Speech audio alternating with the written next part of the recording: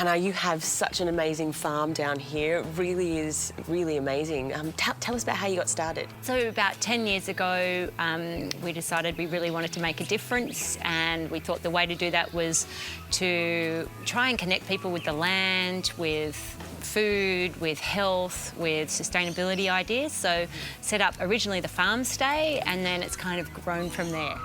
So what kind of things do you do here on the farm? So we've got the farm stay, so we do experiences as well, so Yep. beekeeping courses, we do tours for coach groups, and then we make and grow a lot of things.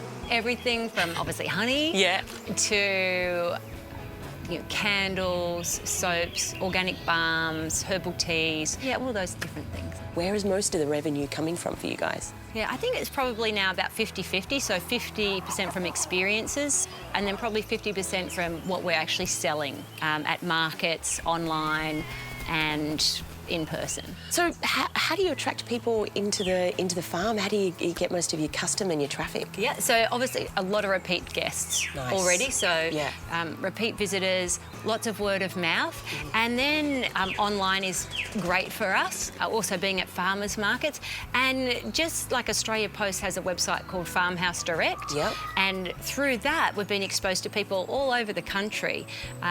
They've got a great base of people who love buying direct from the farm gate. So how do you feel about the business now? What's keeping you up at night? So I suppose we're trying to think, we're at a crossroads. We have all these other things we want to explore as well. What's keeping us up is working out where are the opportunities that we should really focus on. It's hard to know. Yeah. You have so much going on here, you know, on the farm, on your website. You guys have almost, I think, over-diversified. Yeah, I think we've got to streamline a little bit if you're wanting to turn it into a healthy and profitable business. I think when I take a look, you guys are across 6 or 7 different industries. Maybe you've got to think about, I guess, what kind of legacy you want to leave. You know, what is the real essence of this business and what are you trying to achieve? And maybe pick 1 or 2 of the things that you do here and really focus on those. So, Anna, you have a very inspirational place here. Come here this morning, feel so inspired by all the things that you've got going on. I think you've got to stick to one thing, maybe 2. What would you pick? The farm stay, right? If you wanted to focus on, I guess, educating people on sustainable life, I think the farm stay thing would be a lovely thing to invest in, you know? You've at the moment got 2 little cottages back there to stay in.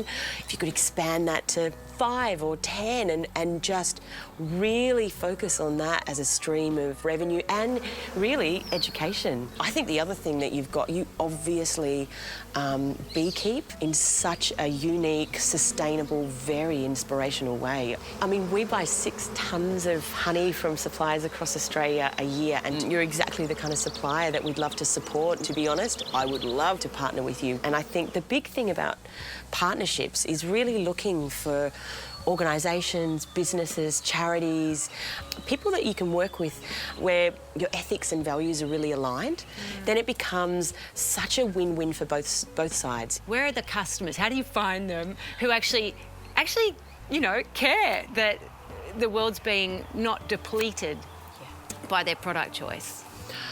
I think the best thing that you could focus on when trying to attract people who do care is to get really, really good at telling your story. You've just got to get stronger at clearly telling people what it is that you do here.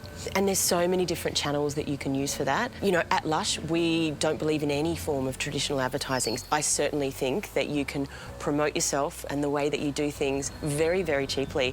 There's lots more that you could be doing on social media. We found it really useful to think about our social media on like a 2 or 3 week cycle. So you take like 20 days and, you know, on 3 of the days you show your product in action. So never just a flat shot of your product, but, you know, honey being smothered on hot toast and dripping down the side. Interviews with, you know, farm stay people talking about their experience. Fun facts about honey, you know, and you pop that onto a cycle. So in 1 or 2 days you could take all the photos that you need to really connect people with the emotion and the motivation behind what you're doing.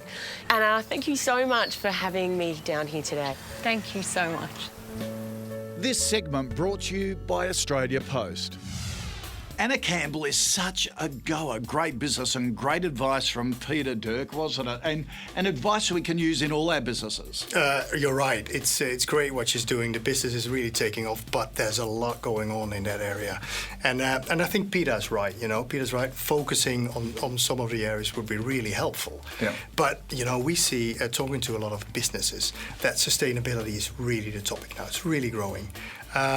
People generally want to understand where products are coming from, but they're also interested in who are the producers, who are the people behind the business. So tell your story, and you can do that beautifully online now, can't you? So we support Anna through our Farmhouse Direct platform. It's a platform we've put into the market to help the smaller businesses that are probably time poor and don't have the expertise to go online, to bring them online quickly and help them with all the stuff from how to build a website to how to ship it.